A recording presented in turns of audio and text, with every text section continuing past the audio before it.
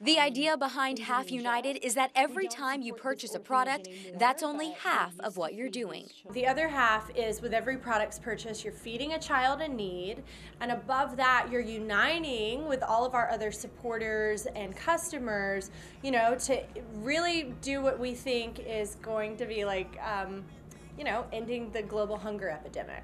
Carmen Black designs the clothing and jewelry she hopes will change the world. She started Half United 2 years ago when she realized her love for fashion and for philanthropy could fit together. How can I love a $10,000 couture gown or look at it on a runway and be amazed by it, and at the same time want to help at a soup kitchen?